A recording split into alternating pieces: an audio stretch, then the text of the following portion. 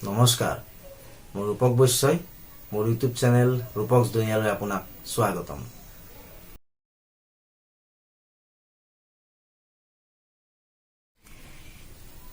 মৰমৰ ছাত্ৰ-ছাত্ৰীসকল, ইয়াৰ আগৰ পাঠত আমি আলোচনা কৰিছিলোঁ বাহুৰ যোগ হিচাপে আৰু কোণ হিচাপে ত্ৰিভুজৰ প্ৰকাৰসমূহৰ বিষয়ে।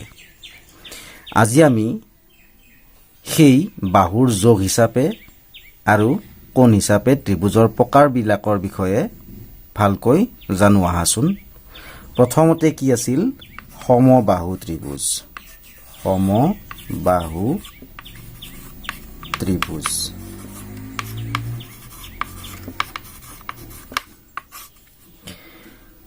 অৰ্থাৎ ত্ৰিভুজটোৰ তিনিওটা বাহুৰ মাপ সমান হ'লে তেনে ত্ৰিভুজক সমবাহু ত্ৰিভুজ বোলে। মই আকৌ কৈছোঁ, যি ত্ৰিভুজৰ তিনিওটা বাহুৰ মাপ সমান তেনে ত্ৰিভুজক সমবাহু ত্ৰিভুজ বোলে, যাক ইংৰাজীত কোৱা হয় ইকুইলেটাৰেল ট্ৰায়েংগল।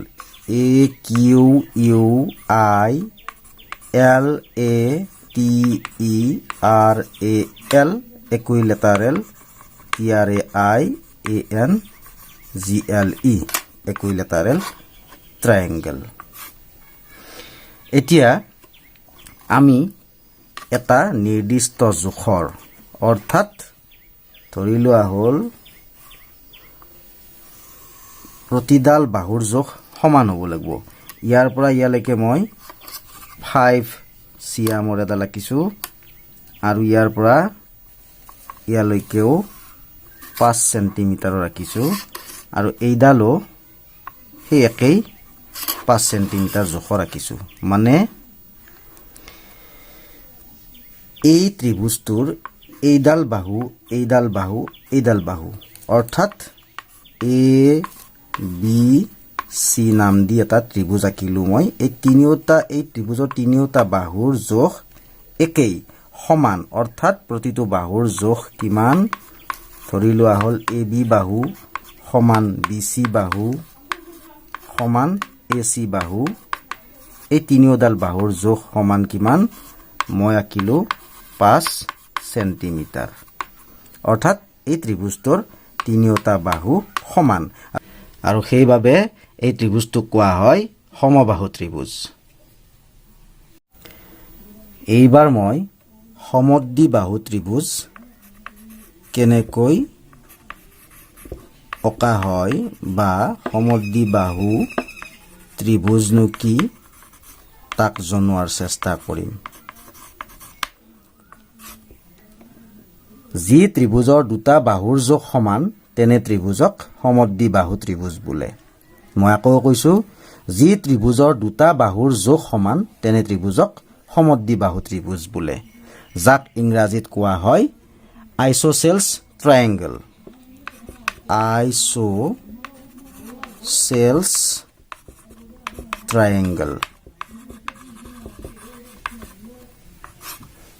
এতিয়া মই এই ত্ৰিভুজটো অঁকাৰ চেষ্টা কৰিম। চাবা, প্ৰথমতে আমি ইয়াৰে দুডাল বাহু সমান কৰি ল'ম। অৰ্থাৎ ধৰি লোৱা হ'ল ইয়াৰে আমি এডাল বাহু ল'লোঁ 4 চেণ্টিমিটাৰ আৰু আনডাল বাহু আমি ল'লোঁ ঠিক একেই 4 চেণ্টিমিটাৰ আৰু তৃতীয় বাহুডাল আমি ল'লোঁ, সেইডাল যিকোনো জোখৰ হ'ব পাৰে। মূল কথা হ'ল এই সমদ্বিবাহু ত্ৰিভুজত য'ত সংজ্ঞাতেই কোৱা হৈছে এই ত্ৰিভুজৰ যিকোনো দুটা বাহুৰ জোখ সমান, সেই ত্ৰিভুজটোক সমদ্বিবাহু ত্ৰিভুজ বুলি কোৱা হয়। এই ত্ৰিভুজটোত মই কি কৰিছিলোঁ, ধৰি লোৱা নাম দিছোঁ ABC। এই ত্ৰিভুজটোত এইডাল আৰু এইডালক মই 4 চেণ্টিমিটাৰকৈ আঁকিছিলোঁ আৰু আনডালৰ জোখ বেলেগ চাই লৈছোঁ, তথাপি আনডালৰ জোখ 5 চেণ্টিমিটাৰ। অৰ্থাৎ ইয়াতে এই দুডাল সমান আৰু আনডাল বেলেগ।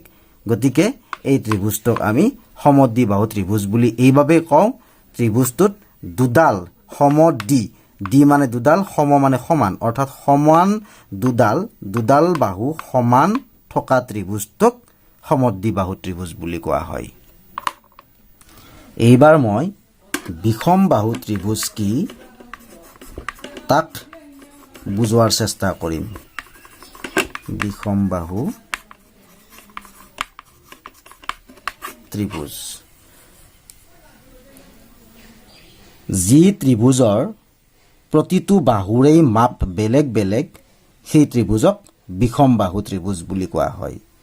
মই আকৌ কৈছোঁ, যি ত্ৰিভুজৰ প্ৰতিটো বাহুৰেই মাপ বেলেগ বেলেগ হয় তেনে ত্ৰিভুজক বিষমবাহু ত্ৰিভুজ বোলে, যাক ইংৰাজীত কোৱা হয় scaling triangle.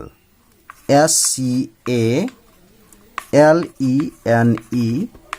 Triangle, scaling triangle. চাওঁ আহাচোন আমি।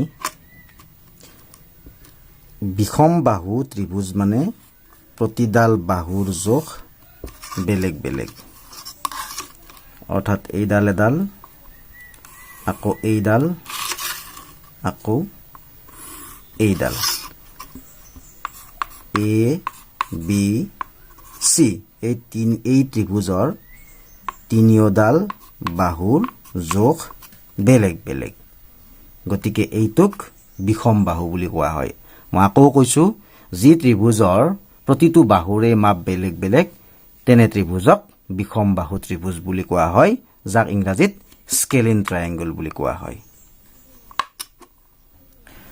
মৰমৰ ছাত্ৰ ছাত্ৰীসকল, এইবাৰ মই কোণ হিচাপে ত্ৰিভুজৰ প্ৰকাৰসমূহৰ বিষয়ে আলোচনা কৰিম। প্ৰথমতেই সূক্ষ্মকোণী ত্ৰিভুজ, যাক ইংৰাজীত কোৱা হয় একিউট এংগেলড ট্ৰায়েংগল, অৰ্থাৎ যি ত্ৰিভুজৰ আটাইকেইটা কোণেই সূক্ষ্মকোণ তেনে ত্ৰিভুজক সূক্ষ্মকোণী ত্ৰিভুজ বোলে। মই আকৌ কৈছোঁ, যি ত্ৰিভুজৰ আটাইকেইটা কোণেই সূক্ষ্মকোণ তেনে ত্ৰিভুজক সূক্ষ্মকোণী ত্ৰিভুজ বোলে। এটা মই তোমালোকে বুজি পোৱাৰ বাবেই এটা মই ত্ৰিভুজ আঁকিম, আঁকি বুজোৱাৰ চেষ্টা কৰিম। এইটো মই এটা ত্ৰিভুজ আঁকিছোঁ, য'ত ত্ৰিভুজটোৰ প্ৰতিটো কোণেই একো একোটা সূক্ষ্মকোণ। মই তাৰ আগতে বুজাই দিছোঁ আৰু মনত পেলাই দিছোঁ, আমি পাইছিলোঁ সূক্ষ্মকোণ কাক কোৱা হৈছিল?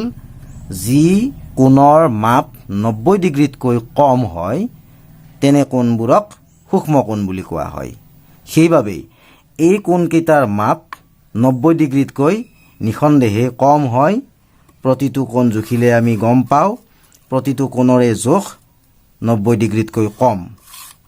গতিকে আমি এই কোণকেইটা লৈ পেলাই আমি কি ক'ব পাৰোঁ? এইটো এটা সূক্ষ্মকোণী ত্ৰিভুজ। এইবাৰ মই সমকোণী ত্ৰিভুজ কি তাক দেখুৱাই আছোঁ। সমকোণী ত্ৰিভুজ, যাক ইংৰাজীত কোৱা হয় ৰাইট এংগেলড ট্ৰায়েংগল। ৰাইট এংগেলড ট্ৰায়েংগল, অৰ্থাৎ যি ত্ৰিভুজৰ এটা কোণ সমকোণ অৰ্থাৎ 90 ডিগ্ৰী তেনে ত্ৰিভুজক সমকোণী ত্ৰিভুজ বুলি কোৱা হয়। এটা কোণ, যি ত্ৰিভুজৰ এটা কোণ 90 ডিগ্ৰী তেনে ত্ৰিভুজক সমকোণী ত্ৰিভুজ বুলি কোৱা হয়। এইটো এটা মই 90 ডিগ্ৰীৰ এটা কোণ অংকন কৰিছোঁ। এই কোণটো হ'ল 90 ডিগ্ৰী আৰু এই দুডাল বাহুক মই আন এডাল বাহুৰে সংযোগ কৰি দিয়াৰ লগে লগে এইটো হৈ পৰিল এটা সমকোণী ত্ৰিভুজ। বুজিলানে? এইবাৰ মই স্থূলকোণী ত্ৰিভুজ কাক কোৱা হয় তাক বুজোৱাৰ প্ৰয়াস কৰিম স্থূলকোণী ত্ৰিভুজ যাক ইংৰাজীত কোৱা হয় অবটিউজড এংগল ট্ৰায়াঙ্গল যাক ইংৰাজীত কোৱা হয় পুনৰ কৈছো মই অবটিউজ এংগলড ট্ৰায়াঙ্গল অৰ্থাৎ যি ত্ৰিভুজৰ এটা কোণ স্থূল কোণ তেনে ত্ৰিভুজক স্থূলকোণী ত্ৰিভুজ বুলি কোৱা হয় আকৌ কৈছো মই যি ত্ৰিভুজৰ এটা কোণ স্থূল কোণ তেনে ত্ৰিভুজক স্থূলকোণী ত্ৰিভুজ বুলি কোৱা হয় অৰ্থাৎ যি ত্ৰিভুজৰ এটা কোণ 90 ডিগ্ৰীতকৈ ডাঙৰ 180 ডিগ্ৰীতকৈ সৰু সেই ত্ৰিভুজক স্থূলকোণ বুলি কোৱা হয় যিকোনো এটা ত্ৰিভুজ আঁকিম মই ধৰি লোৱা হ'ল মই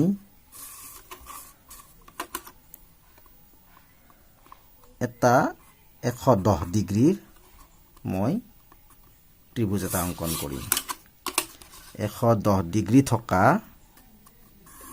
কোণ এটা আঁকি তাক মই